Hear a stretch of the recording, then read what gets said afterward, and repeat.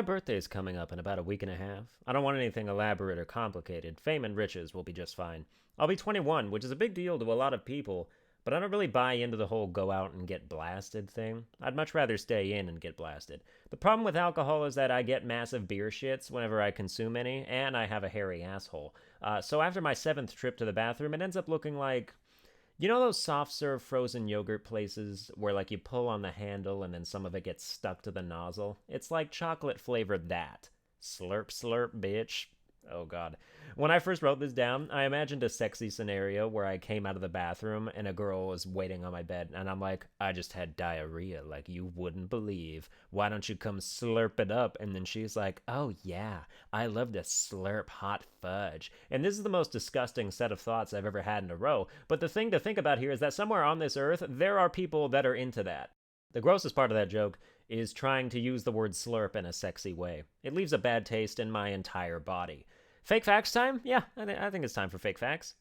Question 1 comes to us from In Yo Business, and I'm going to read it in my Eddie Murphy impression because it's the only black voice I can do that people don't think is really offensive. He writes, which video games do you think you're the best at? Like, which games are you all up in them leaderboards looking down on everybody like, haha, bitch, y'all wish you was this high? Yeah, that's a great question and a terrific impression. The truth is, I'm good at every game, and I've drawn out a graph to illustrate how I compare to everyone else. The graph tells of how good these different demographics of people are versus how long they've been playing that particular game. As you can see, permanent noobs like my father can spend over 10 years playing different iterations of Call of Duty without ever increasing in skill, which is completely baffling to me.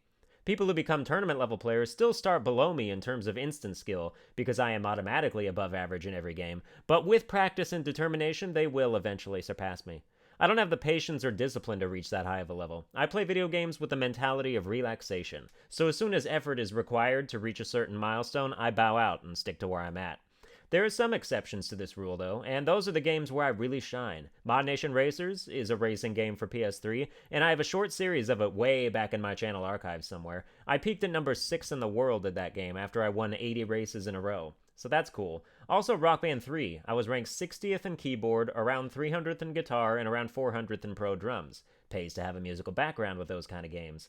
But yeah, Mod Nation Racers and Call of Duty World at War, actually, even, are the only competitive multiplayer games where I truly felt I was leagues above everyone else. Mod Nation Racers, I was lapping people left and right, getting accused of cheating every 10 minutes. It's like, I'm not hacking, I'm just way better than you. And then World at War, if I didn't get 30 kills in a team deathmatch, I considered it a loss. I'm still above average at all the subsequent Call of Duty games, but I'll never be on top like I was back then. I missed 2008, or 9, or whenever that was. Question 2 comes to us from Not a Pedophile, who asks, what games did you grow up on when you were a fine-looking child?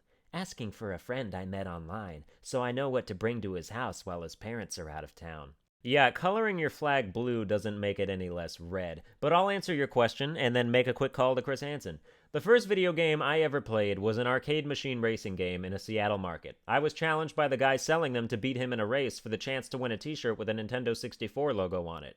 Keep in mind that this is 1997 and I had just turned 3 years old. I won, and you would obviously jump to the conclusion that the guy let me win. But even if he did, which my dad says he didn't because he asked him privately afterwards, just the fact that I could finish the race at 3 years old should be something to marvel at. You have to understand that I've been a prodigy for half my life, and you can only be one from ages 3 to 12, because after that nobody is impressed by how good you are at anything anymore. So I like to relive my glory years and build them up to people, because now I'm just a regular super talented guy who's way too old to star in a viral video. And I'm pissed off because technically I was born at the perfect time to start a life of enjoying video games. If you were born in 1994, that's the best time to be a video game connoisseur, provided that your parents participated in setting you up for it. 1994 is when Pokemon Red came out on Game Boy Color. Obviously, you can't play a game when you're 2 weeks old, but the Pokemon anime aired its first episode in 1997 when you would have been 3 years old and the perfect age to be swept up in its universe and become obsessed with it.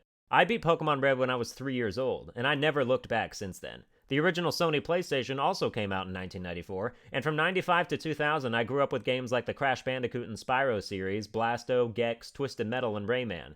My dad would play more mature games like Siphon Filter and Medal of Honor, and I'd play with him when my mom wasn't around. I also had a Nintendo and Super Nintendo with games like Mario and Donkey Kong Country, but they took a back seat to my PlayStation experience. From there, I don't need to tell you what happened. Everybody got a PS2 and a GameCube, or an Xbox if they felt like making poor decisions.